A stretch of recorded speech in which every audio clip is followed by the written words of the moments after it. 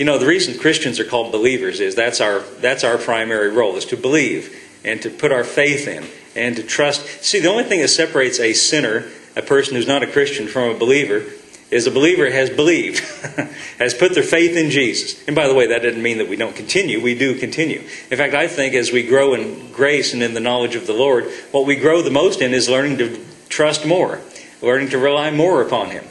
You know, I think the person who's the most mature as a Christian is the one who has the least amount of confidence in himself and the most amount of confidence in Him. Let me go on and read it. Now that we're set right with God by means of this sacrificial death, the consummate blood sacrifice, there's no longer any question of being at odds with God in any way. Let's go on. If when we were at our worst, we were put on friendly terms with God by the sacrificial death of His Son, now that we're at our best, just think of how our lives will expand and deepen by means of His resurrection life. Isn't that a good thought? In other words, the thought is this: if He loved us when we were at our worst, if He loved us when we weren't even Christians at all, how much more should we have confidence in His love for us? Remember what John said, we have known and believed the love that God hath for us. Let me see, do I want to... Yeah, that's all for that one. Anton, go back again to 1 John chapter 5 or chapter 4 one more time. Something else I want to call to your attention. 1 John chapter 4, in verse 18 this time.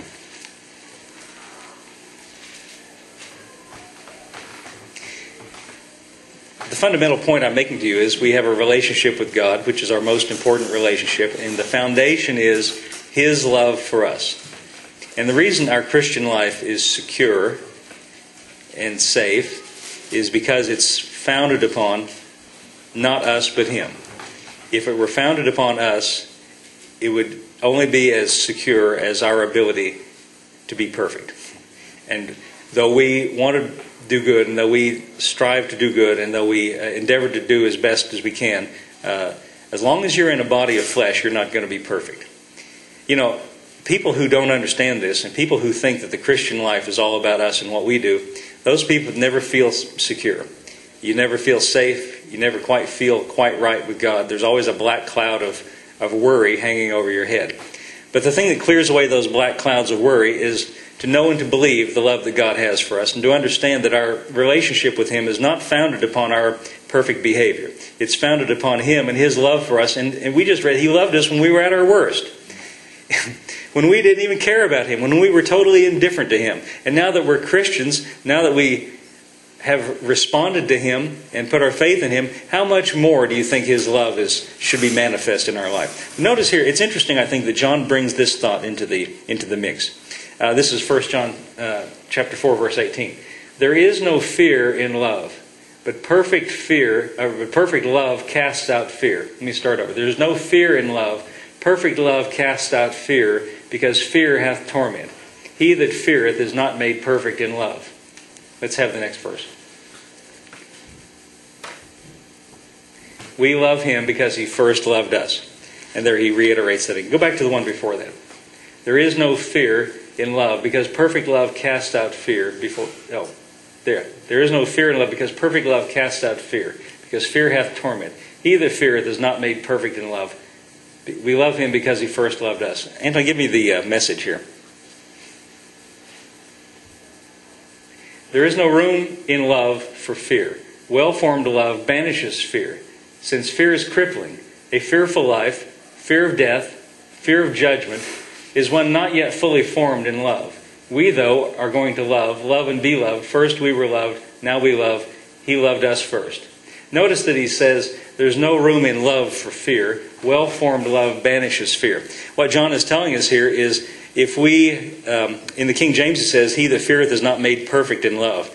If we had, John is saying, a full understanding of the depth of God's love for us, there'd be no room for any fear in our lives whatsoever. There would be nothing to be afraid of. Now he points up, I think it's interesting, he points up two primary fears people have: fear of death and fear of judgment. You know, a lot of Christians are afraid. You know why they're afraid? Because they haven't really fully maybe heard. And I think that's where we preachers drop the ball sometimes. We need to keep it first and foremost in our minds that our relationship with God is founded upon not what we do, but on His love for us. Now, thank God for all that we do. You know, everything we do is all the good works that flow out of our lives. It's a good byproduct of His love for us and our response to that. But we need to never forget that the foundation for the Christian life is not what we do, it's what He's done for us, and His love for us. And His love for us is consistent and stable because it's not founded upon our performance, it's founded upon His nature. And just His nature is a nature of love. Now notice he says, go back to the King James again. I'm sorry to keep switching around like this. I just want you to get all these thoughts in your mind. There's no fear in love. Perfect love casts out fear. I think that's an interesting thought. Why don't you turn with me to... well, let's just talk about these in turn. He said the fear of death and the fear of judgment. There's no room for fear. No room in love for fear.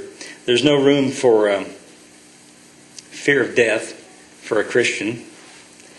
John 3:16, as we've said before, you know this verse. Put it up on the screen for a second, Anton. John 3:16. Let me just remind you of what it says. For God so loved the world. Does that include you, by the way? Well, if you're in the world, it does. If you've ever been in the world, it does. For God so loved the world that He gave His only begotten Son, that whosoever believeth in Him. Again, that's our part. Our part is to believe in Him, to trust in this Jesus that He sent. Notice the end result, though. Whoever believeth Him should not perish, but have everlasting life. The end result is, he said, should not perish. The word perish there is a word that literally means to be rejected, or to be thrown out with the garbage. To be cast aside, to be cast off. Now, I've talked to lots of Christians over the years, and I know that a lot of Christians harbor in their heart a secret fear that they won't be good enough, that they won't be accepted with God, and that somehow they haven't been as good as they could have been. Even people who, from external appearances, you think, well, you're fine. You look fine to me. But in their hearts, they're afraid that God might not accept them. But you see, he says here that the only thing he asks us to do is to believe in Jesus, the one whom He has sent. God so loved the world that He gave His only begotten Son, that whoever believes in Him will not perish, will not be cast out, will not be cast aside, will not be thrown out with the garbage, but instead have everlasting life. A person that puts their faith in Him has everlasting life. Anton, give me John chapter 5, verse 24, just for a second. Verily, verily, I say unto you, he that heareth my word, Jesus is speaking, and believeth on Him that sent me, hath everlasting life. Again, he's reiterating the same point. All He's looking for is for us to believe in Him, to put our faith in Him, to trust in Him. The kids are just saying amen. That's good preaching. He's looking for us to believe in Him and to trust in Him. And here's what happens. When a person believes in Him, listen to this.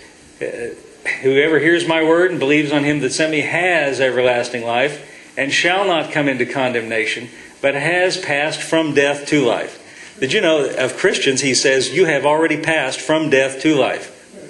You have already passed from death to life. A little later in this gospel, Jesus is called to a man named Lazarus, who has been dead for 4 days. And when he gets there, Mary and Martha, his sisters, meet Jesus, and they said, if you'd been here, he wouldn't have died. And Jesus said, your brother will live again. And he says, oh, well, we know at the last day, at the end, at the resurrection, he'll live again. And Jesus said, no, you don't understand. I am the resurrection and the life. Whoever believes in me, though he were dead, yet shall he live. And then this very interesting and profound statement he makes. He says, whoever lives and believes in me will never die, Jesus said. Whoever lives and believes in me will never die. Well, I don't know what to do with that except just take Jesus at His word. Whoever lives and believes in me will never die. And so here's what I want to say. No Christian has ever died. Well, you might say, I know you're sitting there thinking, wow, he's lost his mind. You might be saying, well, where are they then? Oh, they're still alive. They're just not here. Believe me, they're still alive. They've just changed addresses. Now, he didn't say you might not live in a different place. But see, Jesus considers the real you, not this body that you dwell in, but the real you is the spirit on the inside. The real you is on the inside. And when you become a Christian, when you put your faith in Him, He imparts His life to you. You've passed from death to life.